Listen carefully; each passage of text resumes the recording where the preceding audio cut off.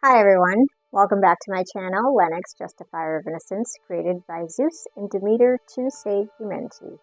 I am here as the character Josephine, which is Lenox in human form, and with me today is Mr. Buddy, the guard dog. Now before we get started, I did want to thank those of you who have been following along, and I hope you guys are having an amazing week. For those of you who are new to this channel, welcome.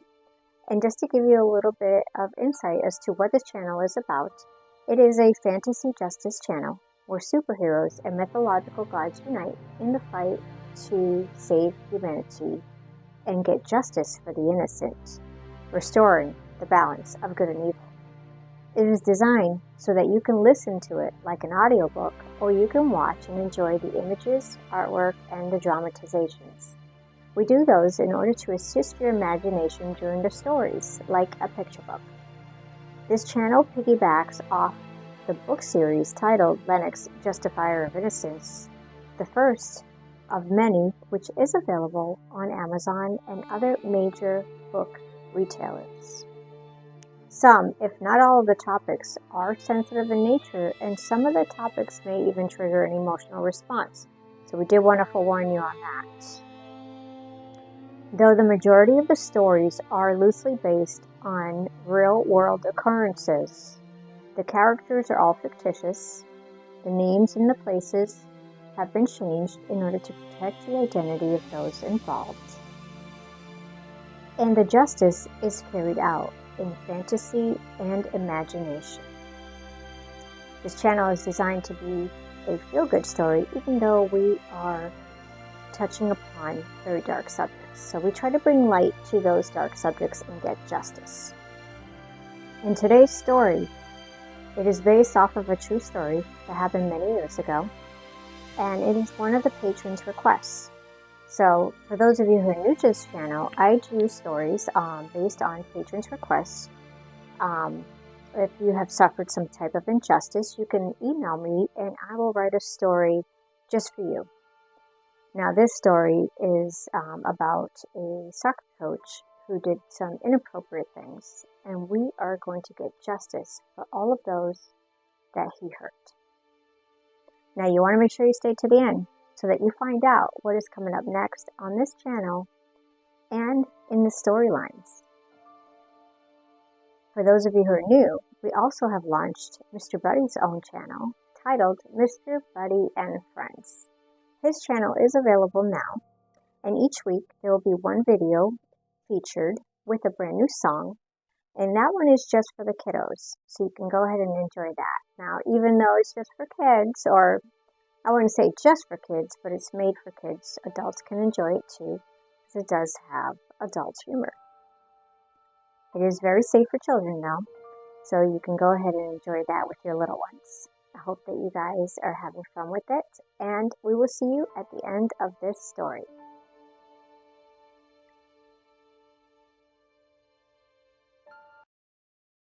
In a small Massachusetts town, Mason, the firstborn to Maria and Joe, a sweet, goofy, good-hearted little boy. Maria felt blessed to have such a sweet little boy, and Joe was happy to have a son. The perfect young family in the beginnings of their journey. Joe brought little Mason with him everywhere he could when he was not working. Joe worked a lot so that Maria could stay home and raise little Mason. But he always made the most of his quality time with his son, playing sports in the yard, football, baseball, basketball. Mason showed exceptional natural athletic ability. One day, Joe took him to the park, where other little ones were kicking around a soccer ball. Joe himself was not much for soccer, but when he seen how little Mason took to it, showing exceptional skill for such a young boy of only 4 years old, learning the game for the first time, he was a natural. It made him take more interest in the sport. So Joe signed little Mason up for the local soccer team. Little Mason excelled at it with agility, speed, coordination beyond his years. Whenever Joe wasn't working, they played. They did drills in the yard. They went to practice and the games on the weekends. It was their special bonding time.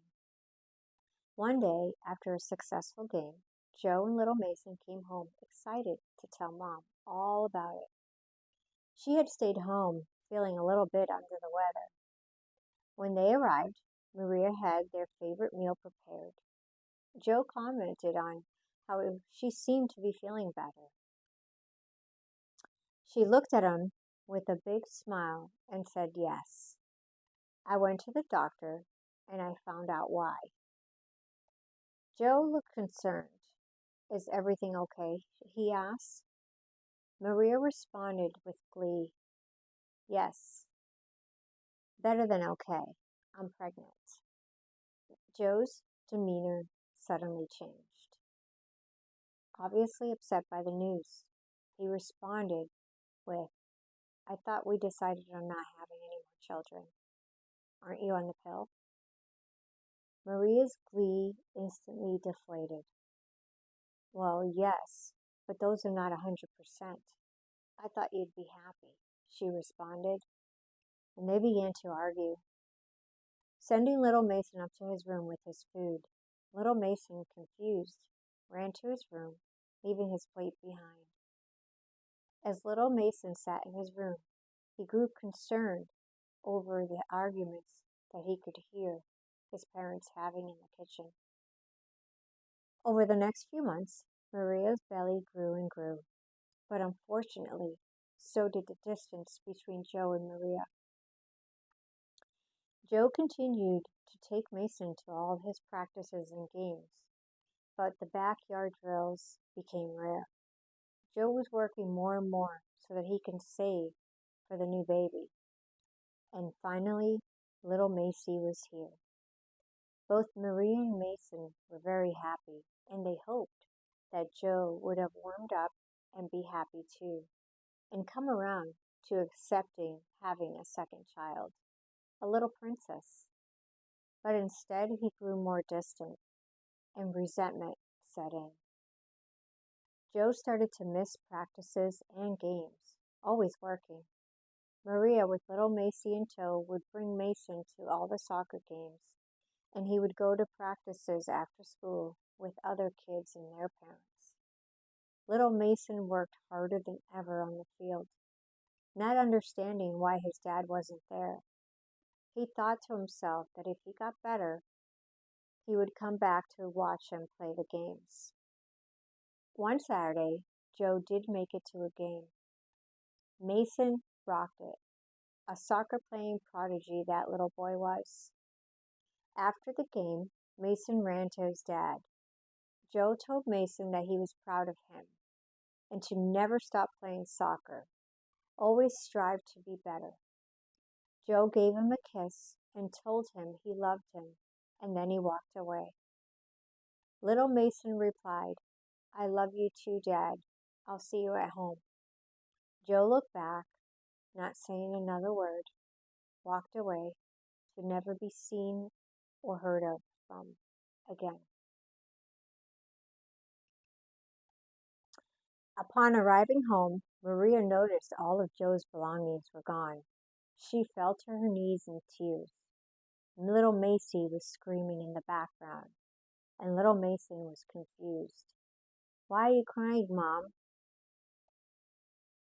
She replied, Daddy's not coming back. We are on our own.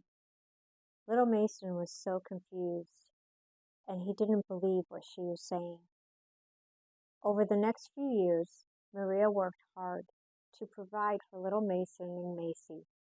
She did everything to make sure that Mason still played soccer. They moved to a smaller apartment, and they cut costs wherever they could. It was difficult, but she made it work. Little Mason was sad. He missed his dad, praying every night for his return. If I keep getting better, he'll come back, he thought to himself. But he never did. Years went by.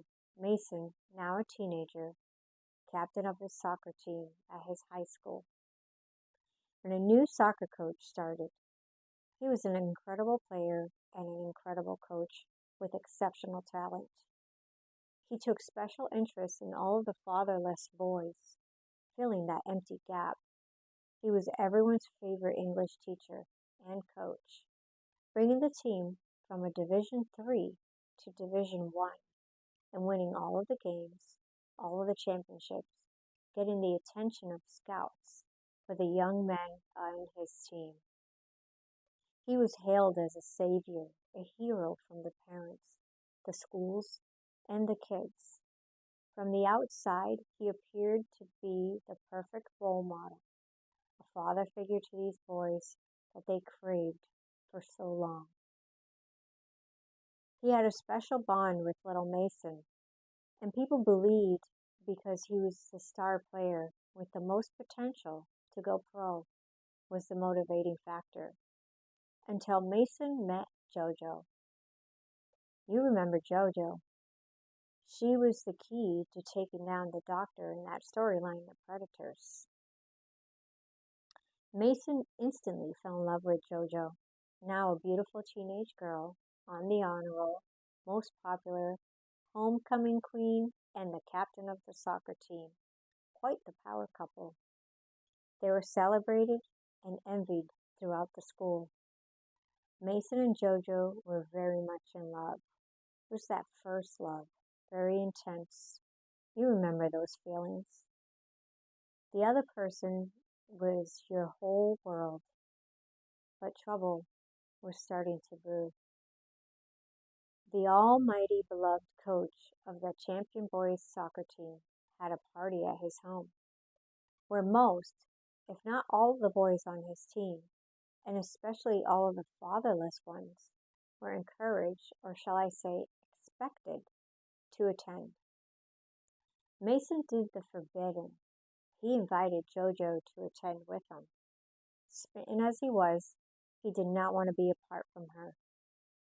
Now Coach, who was JoJo's English teacher prior to the invite, had always treated JoJo very kindly. He praised her for her athletic and academic abilities. He would make jokes in class with her and gave her special treatment until she showed up on the arm of Mason.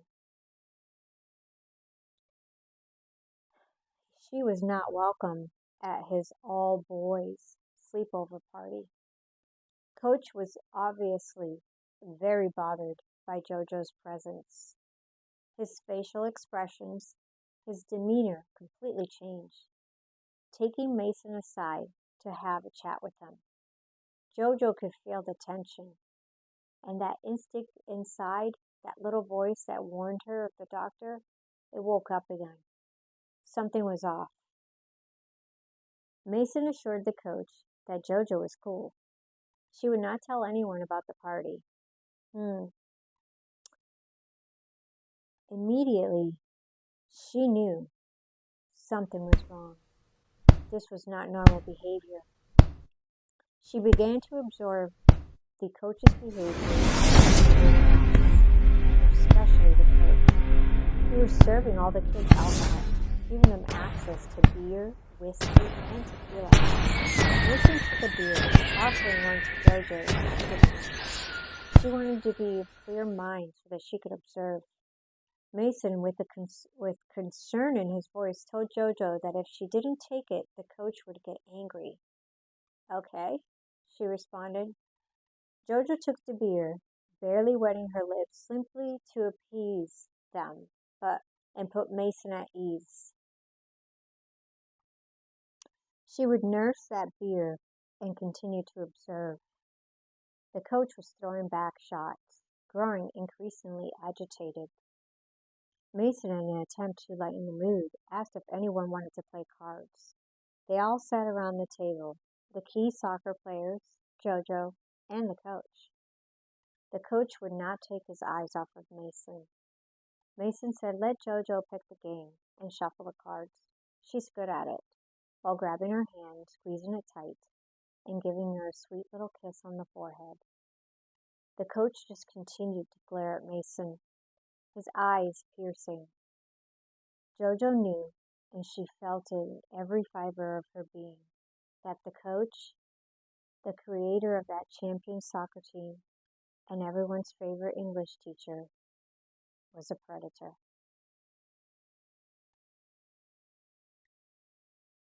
So that is going to conclude today's episode. Now, in the next coming episode, we are going to be doing the continuation of the story. And I expect the story to be done in either 2 or 3 parts at most. So it'll be a 2 to 3 part series. We're going to see how long it is on the second part, and that will make the determination. I try to keep the videos around 15 to 20 minutes long so that it's easier for you guys to be able to watch and keep up with them without it taking too much of your time. So I will try to either keep it at 20 minutes. If it's going to be longer than that, then I will do a third part and end it that way. But in the next part, it's going to continue, so you'll see how the coach/English teacher's behavior escalates and what happens next and how we go about getting justice. So that's when Lenox will come in and get some fantasy justice. Now, like I had mentioned before, this is based on a true story, so we will not be mentioning any real names. And that's just to protect their privacy in that manner. This was a request, but because there are more than one victim in this scenario, we definitely wanted to respect that. So, little buddy and I, we're going to say goodbye for today. We did just want to touch base with you on that. I am going to be continuing to put out 2 videos a week. As of right now, I am putting out one for the Lenox series and one for Mr. Buddy. Eventually, it'll be 2 on this channel for the Lenox series, and Mr. Buddy's videos are going to be strictly on his channel. His channel is now available. It's Mr. Buddy and Friends. Go check it out, subscribe, and click notifications so that you know when his videos are up. And you can do so with this channel as well. So I hope that you guys have an amazing weekend. Mr. Buddy's video will be out by Saturday morning. My thought process is to have his videos come out on Saturday mornings. I don't know if some of you remember, we used to always wake up to watch Saturday morning cartoons. So I'm kind of following that little path and doing that for his videos. So that's what I'll find will work best. And you'll get to look forward to singing along and watching all of his adventures. So it'll be fun. Bring some lightness to otherwise darkness that we are dealing with in our world today. So I hope that you guys are all doing well. I hope that you received my last message with good intentions. I love you all. Please take care of yourselves, take care of your kids, and God bless.